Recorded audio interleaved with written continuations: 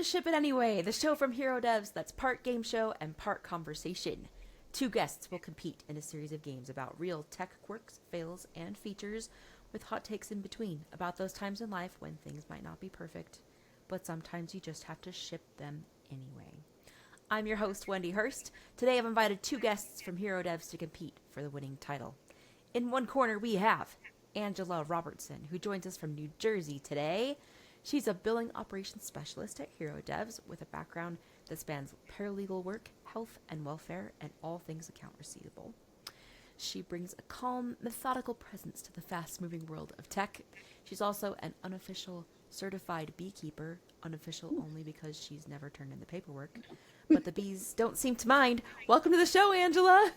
Hi, Wendy. How are you? Thanks for having me. In the other corner, we have Jessica Hart, who also joins us from New Jersey. She's an operations specialist at Hero Devs with a wealth of experience across nonprofit and mission-driven organizations. She brings a thoughtful, people-first approach to everything from onboarding to operations, and somehow makes structure feel like support instead of red tape. If you've ever felt like things just magically worked behind the scenes, odds are that Jessica had something to do with it. Welcome to the show, Jessica. Hey, Wendy. We're going to start with a very easy game to play. This game doesn't even have any winners. It's just a fun way to get to know you a little bit. I will say two things, and you just say which one you prefer. Angela, I'm going to do yours first. Are you ready? Ready. So ready. Color-coded calendar or Wild West scheduling? Color-coded. I'd be lost without my color codes. Sticky notes or to-do app? I'm not going to lie. I don't use to-do apps, but I have sticky notes everywhere. So we're going to say color-coded sticky notes. Blending the two together. I had a feeling. Yes. I had a feeling it was sticky notes. Yes. I love sticky notes. Inbox zero or inbox chaos? Inbox 0. Being early or just on time? Just on time. If not, ish.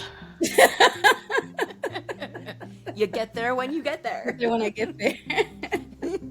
Last one. Recurring meeting or recurring reminder? Recurring reminder. Hopefully I don't have one going off because it'll just continuously. I have one for like every 5 minutes until I remember to like turn them off. I like that too. I'm a snoozer. Yes. I don't turn it off till I'm like at the thing that I was planning to go to. Exactly. Yes. Over to you, Jessica. All right. This word has always been a struggle for me, and I've been in project management for like 14 years. Kanban or Kanban or Scrum? Scrum. Okay. Scrum for sure. Plus, it just sounds better. Meeting that could have been an email or email that should have been a meeting? Meeting that could have been an email. Okay. For sure. But then again, I love like little check-ins, and usually it turns into a chat. Gantt charts or Post-it notes? Post-it note. Quarterly planning or daily stand-up? Daily stand-ups. I love touch points. Me too. I love a good stand-up.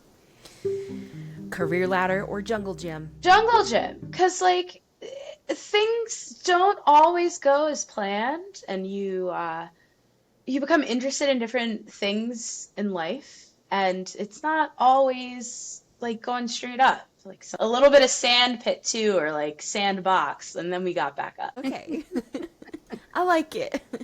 Well, it's fun. A little quick way to get to know you. Thanks for playing. Absolutely.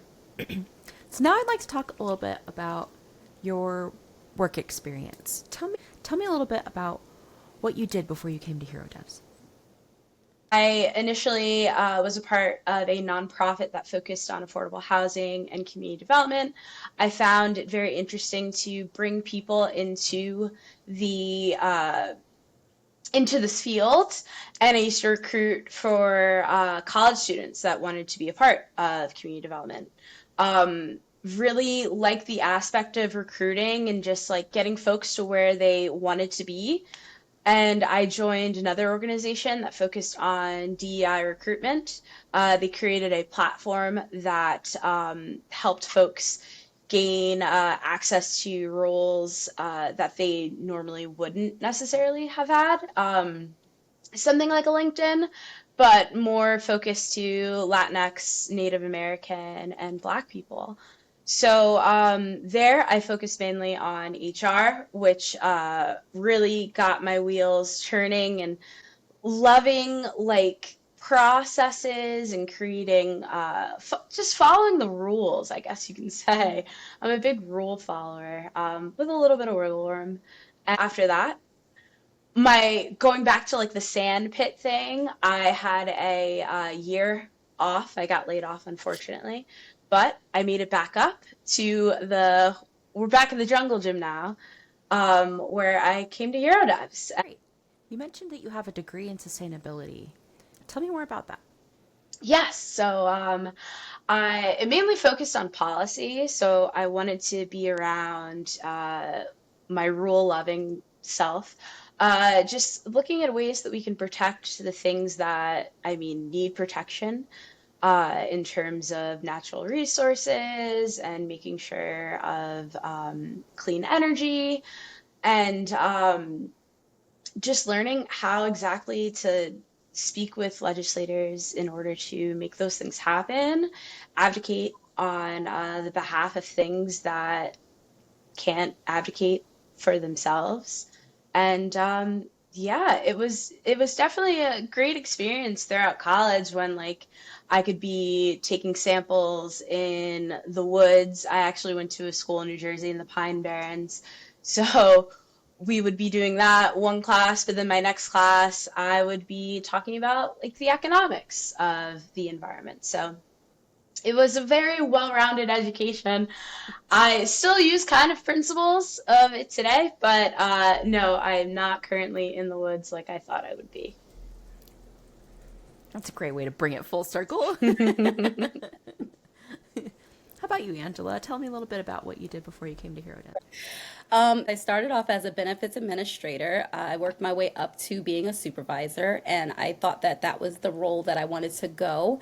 However, realizing that there was a cap, I thought I wanted to do a little bit more with my job. I felt like there wasn't a lot of room to pivot and do different things with it. So I kind of was exploring different avenues and, jobs. And so actually moving made me fall into the legal because I actually worked as a temp in a law firm. And from there, I was hired on as a paralegal and realized how much I actually love the law, even though I tried to avoid it as much as possible because my mother is a paralegal, as is my sister and like several of my cousins and aunts. And I was like, that's not what I want to do. It's boring. I realized that it's actually very interesting, and me being also a lover of rules, there are a lot of them in the law, and so that's kind of the direction that I'm going in now, and I'm actually working towards my paralegal associate's degree, and going to decide what I want to do after that. Getting into Hero Devs, I love it here. Once I started here, I actually went through a lot of different departments, just kind of like touching base with different things. And I'm landed in billing operations specialist, and I didn't think I'd love it as much as I do. If you could go back in time and change one decision in your career that might help you get where you want to go faster, what would you change? I would have started sooner. Like I said, I kind of decided that I didn't want to do legal, and I kind of went away from it. And my family continuously told me, like, this is what you'll love. This like aligns with a lot of the things that you're interested in, and I just dismissed. I was young and dumb, and I really wish I feel like I would have been a lot further had I started sooner. How about you, Jessica? Anything come to mind? Switching jobs is like a scary thing, especially when like I don't know, I never really thought past college too much, or I had an idea, but nothing that like I actually saw coming to fruition. So, if anything, just like listening to my own self and like once I kind of found like what I was interested at, um, and knowing that the organization that I was at, there was no way up to get to that point and needing to change to another position or another organization, I should have done it a little bit sooner than I did. I really like the people that I worked with, and they just made it fun, so I stayed for them. I mean, I did learn a lot, but I mean, you gotta kind of, in some ways, just you gotta do it for you at the end of the day. Yeah, I think if someone asked me this question, I would probably suggest to my younger self to be willing to keep more options open. I'm an all in kind of person. Especially when I was younger. I was just like, I wanted to be a dolphin trainer when I was 12. Like, that was my dream. That I was my love it. destiny. I didn't even know how to swim very well. I live in Utah. There's no water here. Like, what dolphins am I going to train? I was like, this is it. Like, that's what I want to do with my life. Of course, That's that changed. It didn't have a clear path forward for me in terms of a career. hmm So I was like, you know what? I finally found it. I'm going to be a sign language interpreter. Like, this is it. What else is there? I love helping people communicate. I'm really love good that. at it. Like, I love I it. went all in on it in high school, right? I did all of the classes that I could take. I went to college for that. And after my first year, I hit a wall and realized that just wasn't for me. And I was like, well, what else is there? I didn't spend time kind of diversifying my options very well. hmm And so I dropped out of school and I took a job in data services because I'm a fast typer. And that's what set me on the journey to tech. I love to break things, I love technology. So I got really familiar with the application that the company that I worked for used and designed in house. I became a power user. And because of that, that's how I got my first job in tech. I had no tech experience, I had no training in it. I have a degree in general studies. The only thing you can do with that is transfer. Like, it's not going to get me a career somewhere. Right. But in a way, it kind of did. No one really asked me what my certification was. It was more like, what do you know? What are you comfortable with? What's your experience like? And it just fit for me. So I got my start in QA engineering and kind of worked my way through. So if I could go back in time and change one decision, I'd just be like, try more things. Don't lock in so much. Practically a beekeeper. That's And right. we one time were talking about like we should just get our CDLs. That'd be so cool to drive really big trucks. I was like, let's Yeah. do it. See the country. Exactly. There you go. Exactly. That brings me to a different question, which I feel like I already know Angela's answer, but I'm really excited to kind of drill down a little more into it. Okay. What's an industry or skill outside your field that you would love to master? Oh, I do this, I do that. I was like, yeah, I'm also a beekeeper. Like, just I can't sit still. Like, so I'm always like into something else. And just as quickly as I'm learning that, I'm like picking something else up. That's great. Um, but I'm kind of like the jack of all trades, master of none. And I always kind of wish that there was like this one thing that I was like the master of. Like you can come to me and I know like everything about it. And I actually kind of envy that about like a lot of people that kind of hone in. Like they find what it is that they're interested in, they find their niche and they like drill into it or dive like fully into it. Because I feel like I know, as I always say, I know a little bit about a lot, so to speak.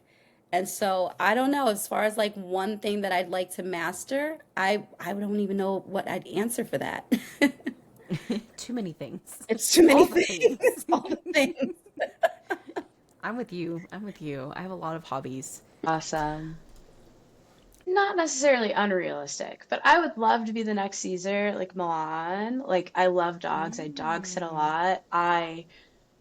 I'm not saying I'm an expert in like dog behavior, but I would love to be. So it's just like not necessarily silly, but like if I could just do anything and get a certification, that's probably something I'd be really in like wanting to do. I guess to think of the question in regards to like my own career now. Um, I want to become better at like systems. Okay. What kind of Like systems? I'm currently endeavoring on using Asana a bit more Hmm. in my work, and eventually I would love to be like a power user of it, like can create a workflow like no other. And then get experience in other things that can help me propel my career. And a lot of it is within the platforms that companies use to help optimize their work and just be as efficient as possible. I feel like that's a theme for me right now is efficiency. Um, but that's like more boring, realistic, something I'm actually working on. But yeah, totally a dog trainer for sure. I don't think it's boring at all. I was gonna say, I don't find I that boring love at jumping all. into some good systems and Absolutely. just I know, yeah, I feel like I'm talking to the wrong people. Like this is the industry for that too. But I mean, it's true. for the other folks, I guess maybe not. It depends. I feel like in the tech world, it doesn't matter what system you mention or what application you say. Somebody out there is going to get really excited and somebody out there is going to roll their eyes. They are.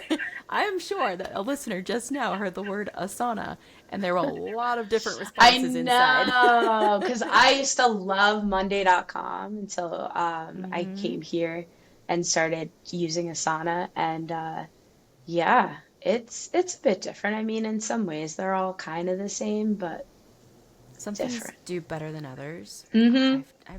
I've worked with a lot of different applications, not just at companies that I've worked for, but back when I used to work in consulting, you use the system that the company uses that you're consulting for. So Angela, you're the billing operations specialist at Hero Devs.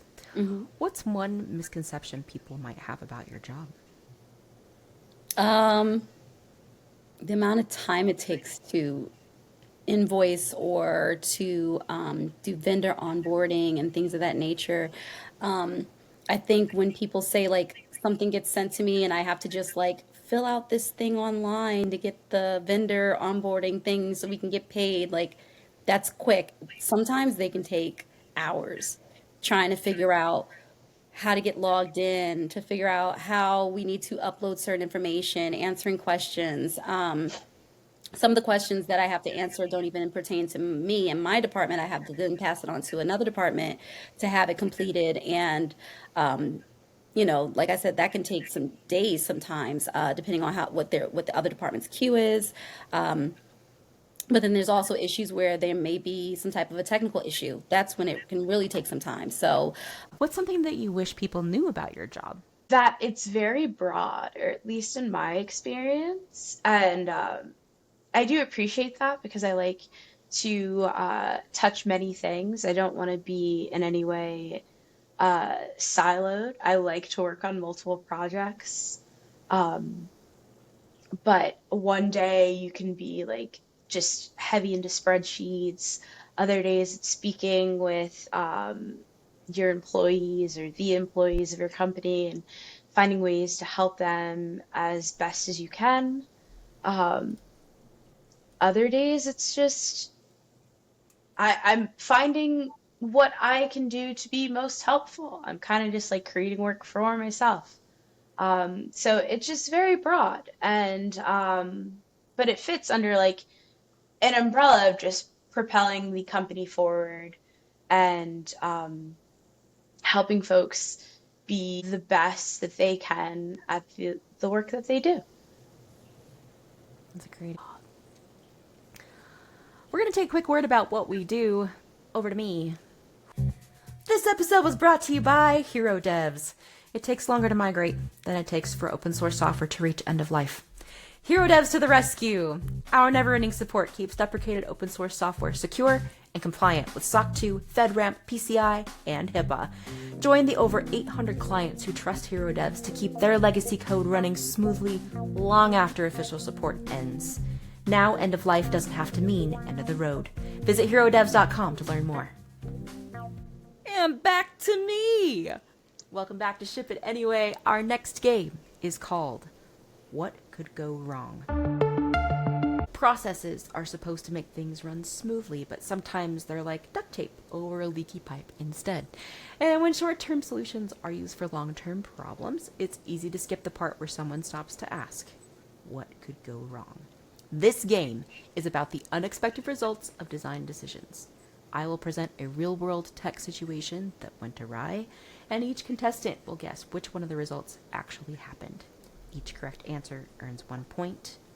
Jessica, you get to go first. All right.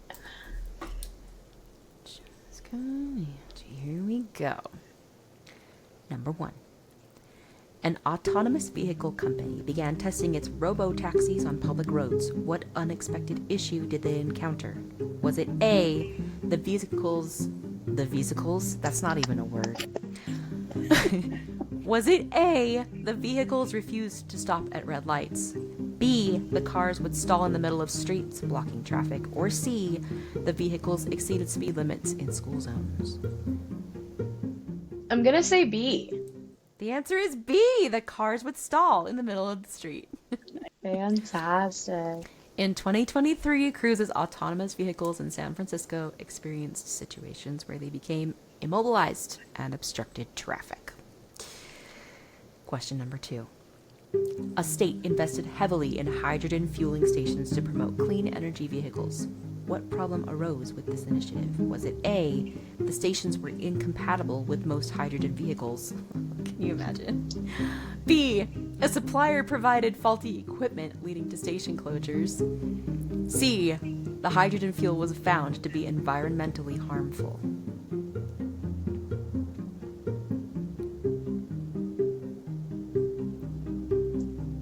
A.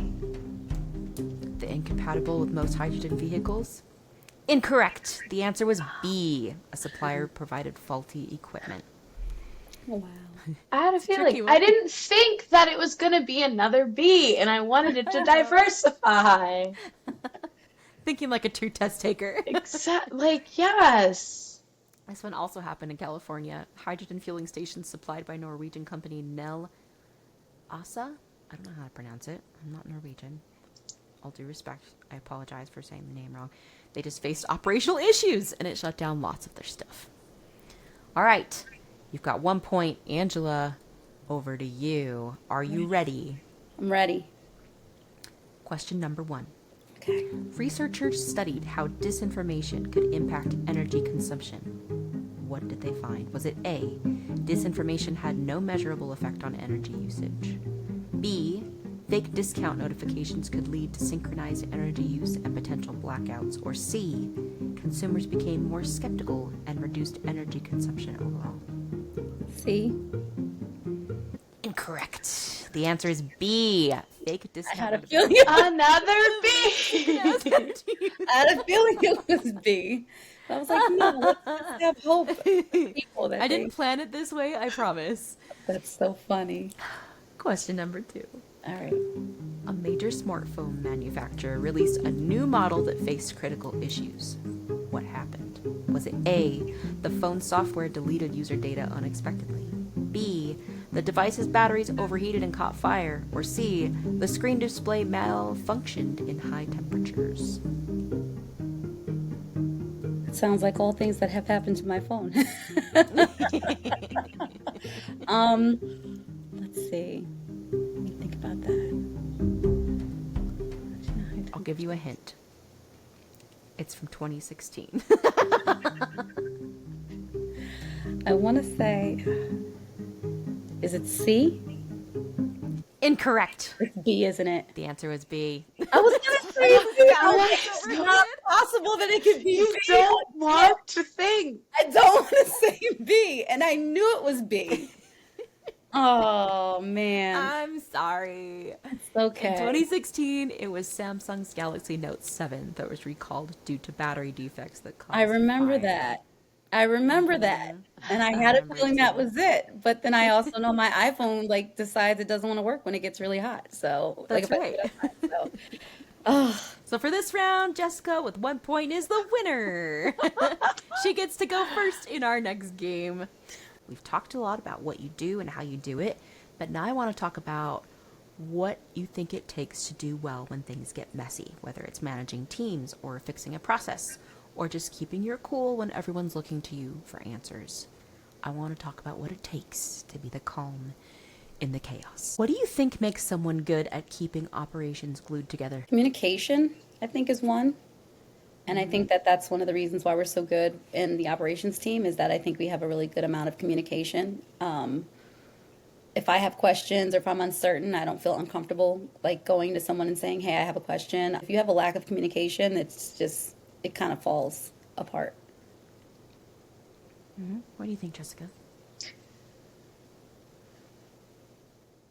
I believe a bit of it is also like organization, or like whose role is it to take on this, like, not to have too many like cooks in the kitchen.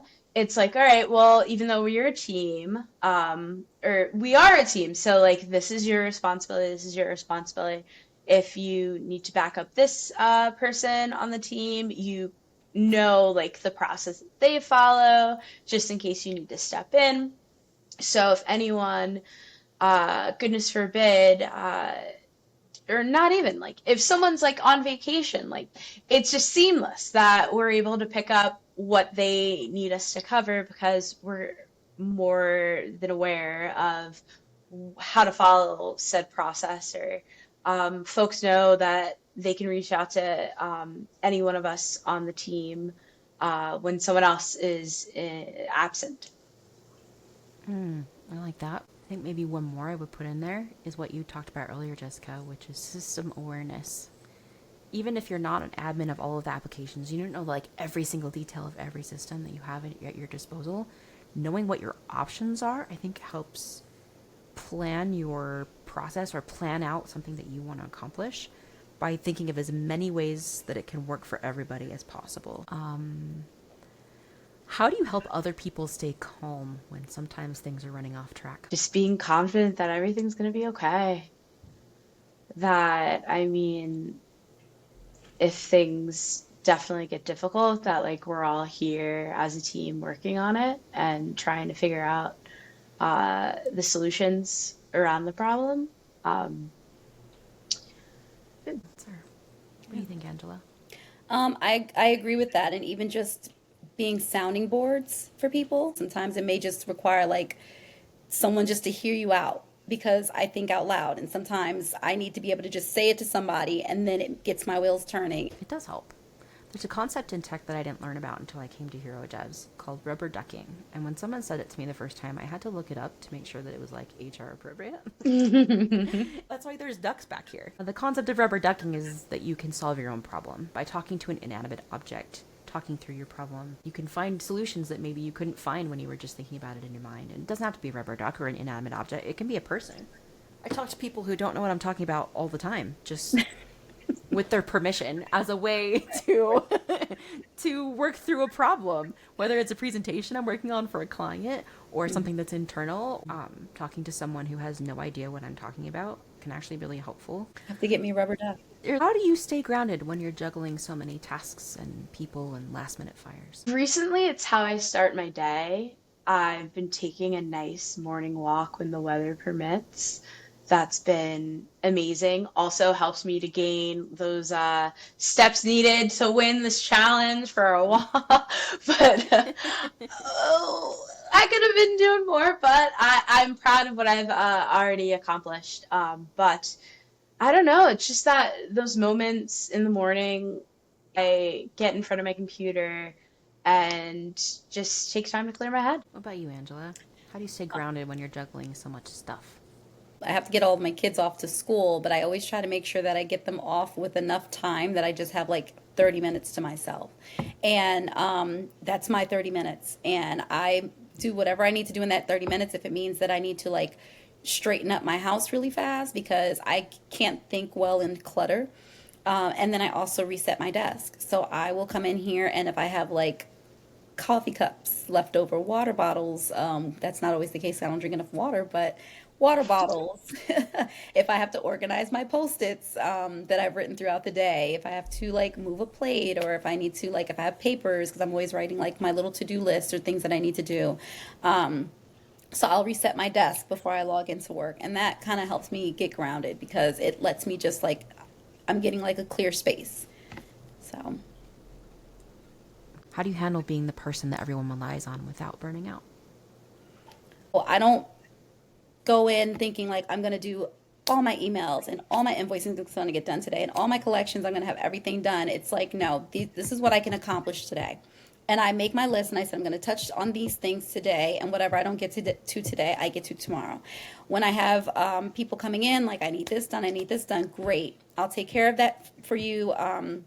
Take care of that for you, but this is the time frame that I'll be getting it Back to you. Definitely agree with that. And I actually need to be better about it because I'll end up being like, yeah, I can get right on this, and then realizing that I maybe didn't think about how much exactly that like time is going to take to get this action taken care of.